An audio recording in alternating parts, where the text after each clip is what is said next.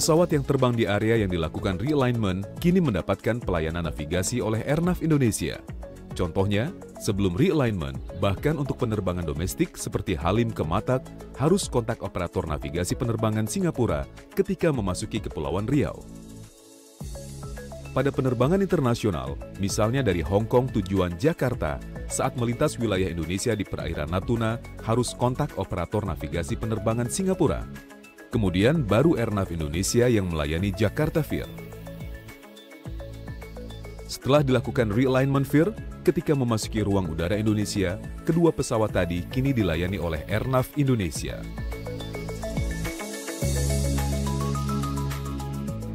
Pesawat yang terbang di Jakarta Vir dilayani dengan teknologi satelit dan komunikasi digital.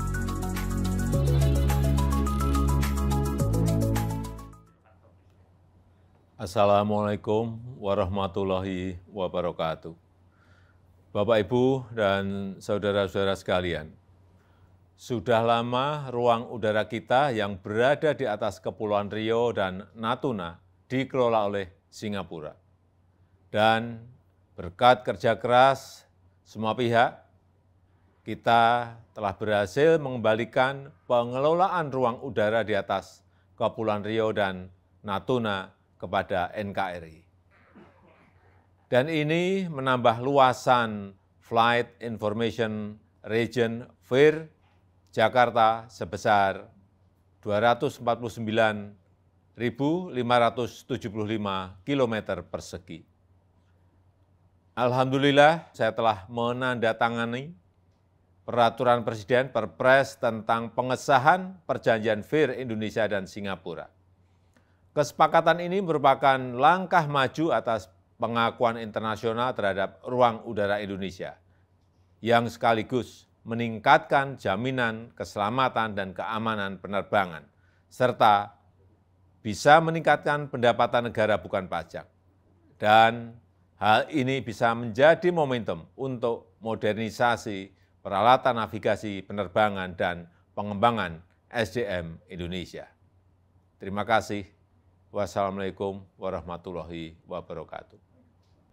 Baik Pak, untuk pertanyaan pertama, apakah manfaat perjanjian VIR yang baru ini bagi Indonesia Pak? Sebenarnya manfaat utama adalah kita menunjukkan bahwa Indonesia ini negara yang berdaulat, sudah mampu mengelola dirinya sendiri. Dan itu saya kira berpuluh-puluh tahun masalah ini tidak terselesaikan, tapi di bawah leadership Presiden Joko Widodo, kami diperintahkan pembantunya untuk menyelesaikan. Jadi hampir sebelum COVID, ya tadinya sih kita pikir 1 tahun selesai, tapi karena COVID ya tertunda. Tapi kita bersyukur bahwa ini Desember kemarin finalisasinya sudah selesai, dan ini hanya proses administrasi kita yang kita tuntaskan. Jadi ini menunjukkan sekali lagi bahwa Indonesia itu negara yang betul-betul bisa mengatur dirinya sendiri. Pertanyaan selanjutnya, ditengarai kesepakatan yang sekarang tidak ada bedanya dengan sebelumnya mengenai delegasi ruang wilayah 0 sampai 37.000 kaki kepada Singapura. Artinya take off dan landing pesawat Indonesia di wilayah yang masuk VIR tersebut bergantung pada Changi, termasuk pesawat VIP Indonesia, Pak. Sebenarnya tidak begitu juga. Kenapa kalau 37.000 kaki itu bikin kita bulat murni seluas negara Singapura, kan dia nanti masuknya bagaimana? Kan dia harus mempunyai approach lainnya juga. Dan itu yang kita lakukan. Dan saya kira panu internasional. Sama juga dengan Malaysia kalau masuk Singapura. Karena kita kan bernegara. Itulah satu bentuk bernegara itu. Jadi mereka juga bisa masih menggunakan ruang kita untuk approach. Karena kalau Anda lihat, begitu mereka take off, masa take off-nya langsung tegak lurus? Kan enggak juga. Jadi mesti butuh waktu juga untuk mereka naik ke atas.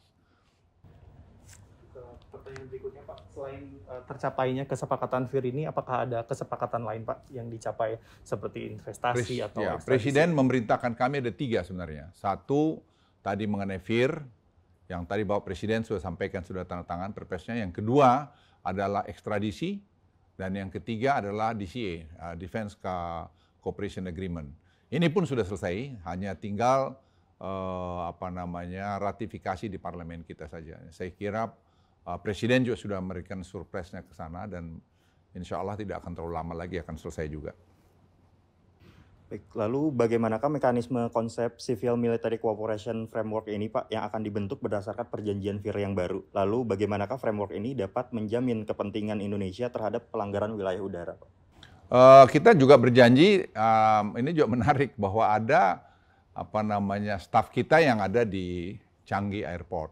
Nah itu juga saya kira pencapaian yang sangat bagus kerjasama antara Singapura dan Indonesia, sehingga kalau ada hal-hal semacam ini kan bisa enak. Misalnya Presiden Republik Indonesia terbang, ya kan ada orang ATR tower traffic control kita di Changi, dan itu saya kira juga mereka sepakat bahwa ya itulah kerjasama itu. Jadi saya pikir ya, semua saling menguntungkan, dan yang saya paling senang dalam perjanjian itu adalah bahwa ada orang Indonesia di ATC-nya Singapura. Selanjutnya Pak, bagaimana perjanjian VIR yang baru mengatur mekanisme clearance Pak, diplomatic and security untuk non-scheduled aircraft? Ya sama tadi, jadi kita juga tetap seperti itu ada di kita. Tapi kita tetap tadi mengkomunikasikan dengan mereka, dan kita yang memegang kendali. Itu saya kira perlu diketahui, yang dulu kita hampir tidak punya kendali di situ. Sekarang kita, tapi ya saya kira kerjasama untuk karena safety, security seperti Bapak Presiden sampaikan, kita akan train manusia kita, perbaiki angkatan kita, dan itu tadi Bapak Presiden sampaikan akan menambah penerimaan negara juga nanti dari pengontrolan ruang udara di situ.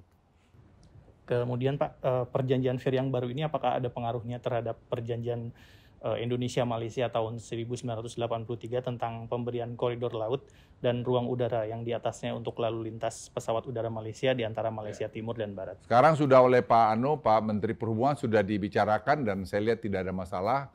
Ya tadi nuansa ASEAN, ya nuansa Indonesia Malaysia, ya saya lihat tidak ada masalah. Jadi nanti mungkin Pak Menteri Perhubungan bisa nambahkan mengenai itu. Saya tambahkan, proses ini adalah proses yang panjang, dan dengan leadership dari Pak Presiden Jokowi, Singapura dan Malaysia itu memberikan ruang pada kita untuk diskusi.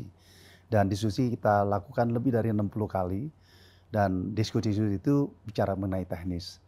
Dalam hal Malaysia, memang ada perjanjian antara Indonesia dan Malaysia, kita memberikan koridor. Sebagai satu sahabat, tentu kita memberikan ruang antara negara Malaysia dengan suatu ruang. Dan kesepakatan ini juga kita lakukan two-parted, Indonesia-Malaysia, Indonesia-Singapura, dan kita juga lakukan tripartite, sehingga semua kesepakatan ini didasarkan pada suatu kesepakatan. Setelah Pak Presiden menandatangani PP, maka ini akan berlaku, dan ini memang dinanti oleh semua pihak, dan kesempatan kita untuk mengelola wilayah di wilayah sendiri ini akan terjadi. Lalu bagaimanakah perjanjian VIR ini, Pak, untuk mengatur atau membuka arah peraturan penentuan formulasi navigation charge? Dan siapa yang akan menjadi charging authorities-nya untuk bagian VIR Singapura yang merupakan wilayah udara di Indonesia, Pak? Jadi kita memang akan melakukan koordinasi ini.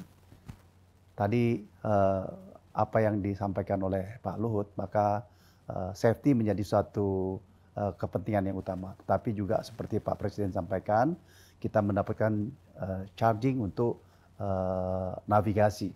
Dan oleh karenanya nanti Airnav akan berkoordinasi dengan ETC atau traffic control yang ada di Singapura, dan kita mendapatkan kemanfaatan itu. Ya, selanjutnya Pak, dalam pasal 28 Konvensi Chicago 1944 diatur bahwa negara yang apabila merasa dirinya sudah mampu bisa menyediakan layanan navigasi udara di atas wilayahnya. Kemudian Aneks 11 juga memberikan ketentuan bahwa apabila tidak mampu maka dapat didelegasikan. Lalu pertanyaannya adalah, sebelum dibuatnya perjanjian VIR ini Pak, apakah sudah dilaksanakan penilaian diri atau self-assessment kemampuan teknis dan SDM Indonesia, apakah sudah dilakukan, kemudian apakah hasilnya nanti akan dipublish begitu. Kemudian faktor apa saja Pak yang dari self-assessment tersebut yang membuat Indonesia perlu lanjutkan atau perlu pendelegasian bahkan sampai 25 tahun ke depan Pak? Ya sebenarnya itu detail sekali, saya kira Kemhub sudah melakukan itu, dan kita tidak lihat ada masalah. Hanya selama ini, maaf kalau saya bilang pemerintah Indonesia itu kurang agresif. Kita bangsa besar kok, masa kita nggak bisa, itu teknis sekali. Dan orang-orang kita saya lihat di di Dirjen Perhubungan Udara itu sudah sangat qualified. Jadi ini as a matter of waktu, dan itu ada transisi juga akan berjalan, dan tadi Presiden sudah memerintahkan kita akan perbaharui alat-alat tercanggih kita sehingga kita pun tidak akan ada masalah situ. Jadi saya berharap bahwa ini dalam waktu tidak terlalu lama sudah bisa selesai. Saya tambahkan sedikit bahwa navigasi Indonesia adalah navigasi yang sama baiknya dengan yang ada di luar ya. Nah ini terbukti bahwa bukan di daerah situ saja kita mengontrol daerah Jakarta, Vir Makassar, dan itu bisa berjalan dengan baik.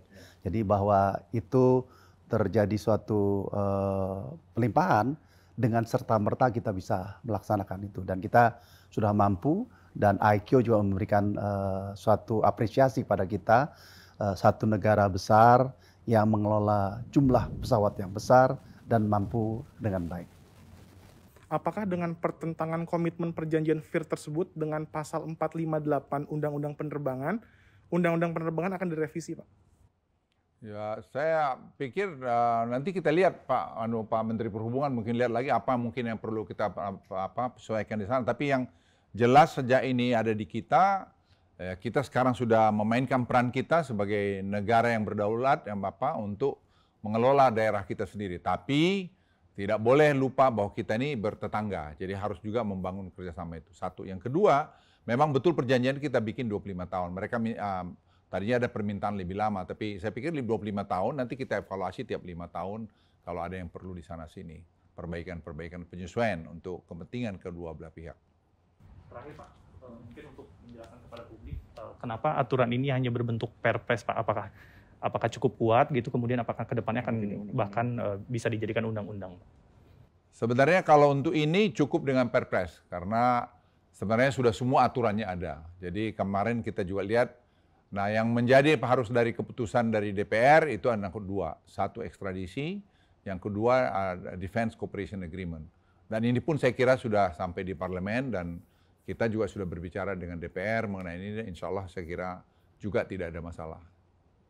Jadi saya pikir kalau boleh saya laporkan, ini adalah keberhasilan pemerintah ini untuk menunjukkan lagi bahwa kita bisa bekerja dengan dunia internasional. Jadi tidak kaku, tapi kita juga tetap tidak ingin kedaulatan negara kita itu juga sepertinya tidak jelas. Seperti misalnya DCA, ekstradisi saya pikir sangat penting, dan Presiden menekankan pada kami untuk ini betul-betul dilakukan. Karena kita tidak mau orang yang lakukan kejahatan atau korupsi di tempat kita berlindung di tempat lain.